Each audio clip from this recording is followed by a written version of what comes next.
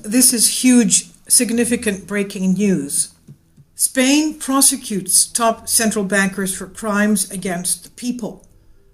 We're used to hearing news from Europe having to do basically with the influx of Middle East and North African refugees, most of them being illegal without documents. The major problem in Europe is unemployment. Failing GDP, even Germany is just about zero GDP growth, and people are unemployed, especially the young generation, anywhere between 18 and 35, meaning that they cannot have jobs, they cannot create their families, and future generations are lost that way. And this is not just in Spain or Greece, it's all over Europe. It's terrible. Now, Spain's top central bankers have been hauled into court and are facing jail sentences after being charged with a lengthy rap sheet of criminal offenses against the people of their own country, Spain. Spain is the latest country to follow Iceland's example in allowing their bankers to be prosecuted as criminals rather than be treated as a protected species, bailing them out, etc. Spanish authorities alleged the central bankers encouraged the Spanish people to buy shares in a new bank they knew was guaranteed to fail, but which they also knew would be bailed out by the government and taxpayers. In other words, they knew or they believed it would be so that the bank would stay afloat.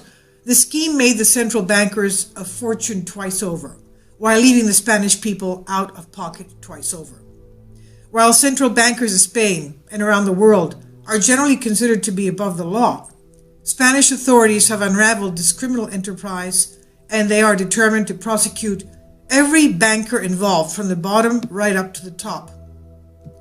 At least 65 members of Bankia's management team are facing jail time, including its former president and ex-chief of the IMF, Rodrigo Rato. He personally faces charges of money laundering, tax fraud, and even embezzlement. Yes, even these white-collar top executives are the worst of criminals. By demanding that bankers be subject to the same laws as the rest of society, Spain is opting for a very different strategy in the wake of the financial crisis to the rest of Europe and the US, where banks were fined nominal amounts and directors and chief executives escaped punishment altogether. In other words, the fining of very small amounts made it feasible for the banks to do money laundering because they would receive huge payments and pocket money from doing that. So it was worth their paying the fines because that was a drop in the bucket for them.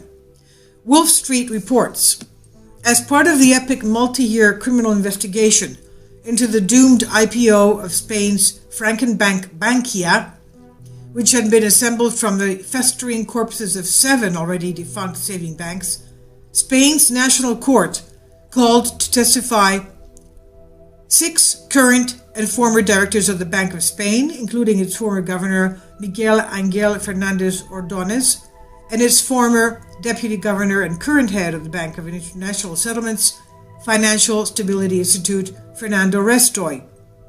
It's also summoned for questioning Julio Segura, the former president of Spain's financial markets regulator, the CNMV, the Spanish equivalent of the SEC in the US.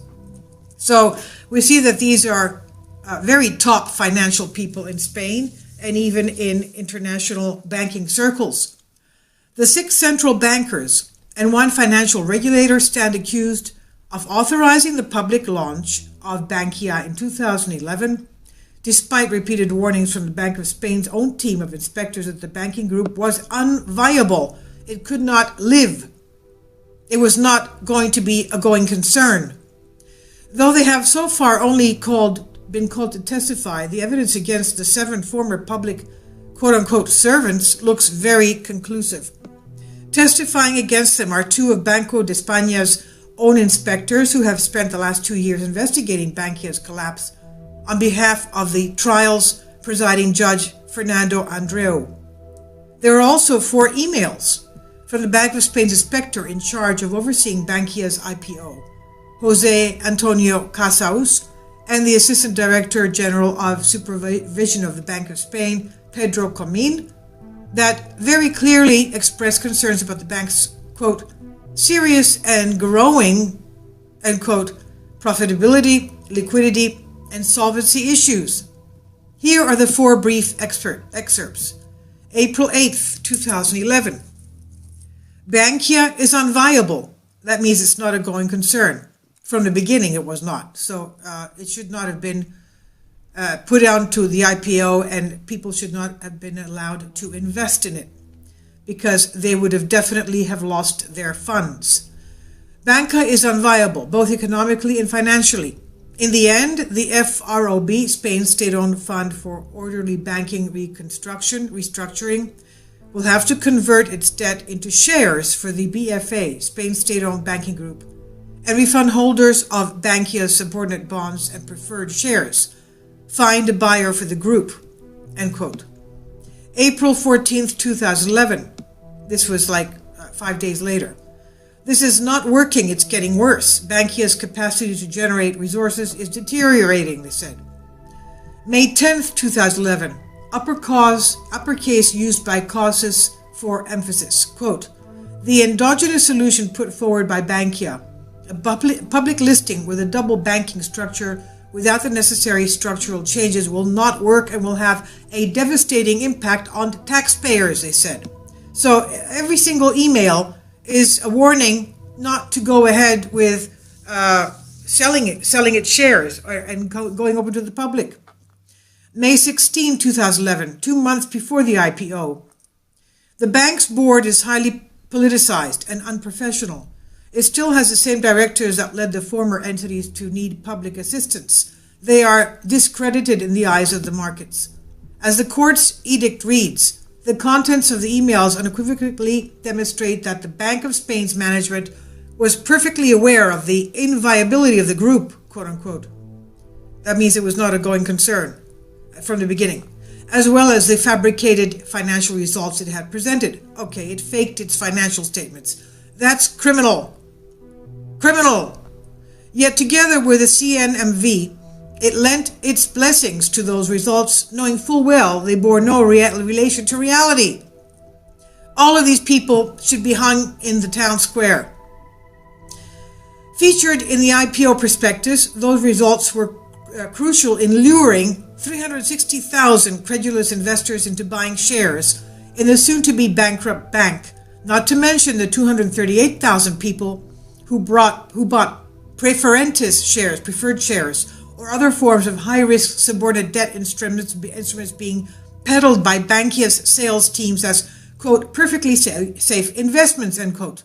Most have since been refunded by Spanish taxpayers. I'd like to know who the chartered accountant, the certified public accountants were that put their signatures on these fabricated financial statements. They should also be hung by their necks until they're putrid in the town square. Okay? Some accountants, some kind of certified and chartered accountants definitely put their signature on these. They should be made examples of, because they knew full well that people would have lost their money, their life savings. Going on with the article, the IPO prospectus was also signed off by the Bankia's auditor. There we go, here they are, Deloitte, whose Spanish representatives are also warming the defendant's bench, okay? Deloitte, I would expect, will soon close up worldwide, okay?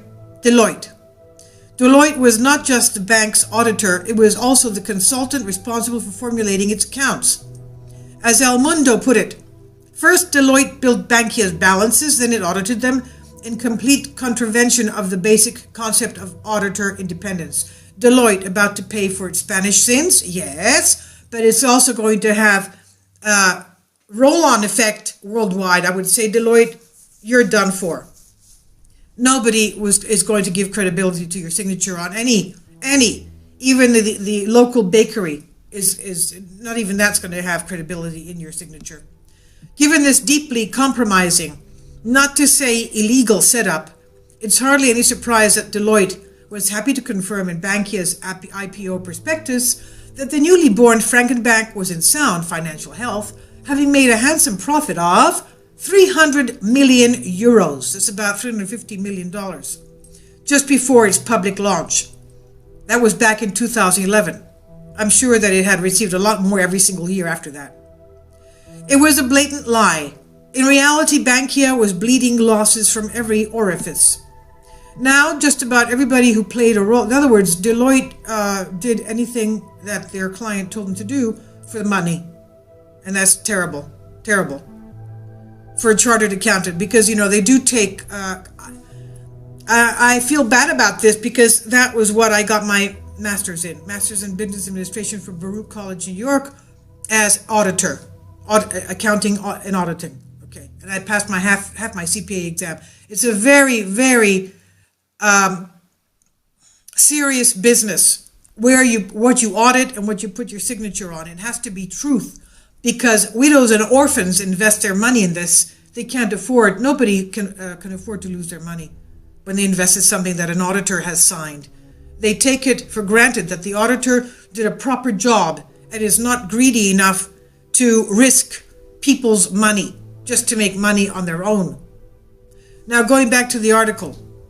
Now, just about everybody who played a role in this momentous deception, with the exception of the government itself, is standing trial. That includes 65 former bankers of Bankia's management team, including its former president and ex-chief of the IMF, there we go again, Rodrigo Rato, who faces charges of money laundering, tax fraud, and embezzlement. So even the International Monetary Fund is not credible anymore. Okay? Even them. In his testimony to the court almost exactly 2 years ago, the ex-chief of IMF, Rato, argued quite rightly that the blame for Bankia's collapse should be much more evenly spread out. In other words, he didn't want to take all the blame for it. Everybody should have, all these 65 former members of Bankia's management team should be equally indicted.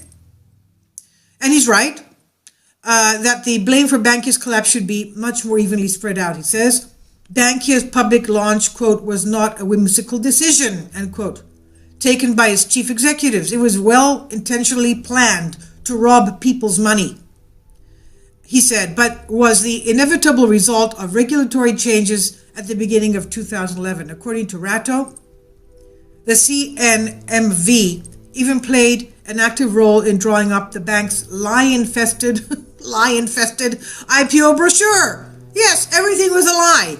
Everything. They said, oh, let's make some money. It's time we make ourselves $500 million each. Okay, if Deloitte made $500 million, you can imagine that each of these equally guilty 65 former members of the banking manager team also made the same amount. Equal partners. You can imagine.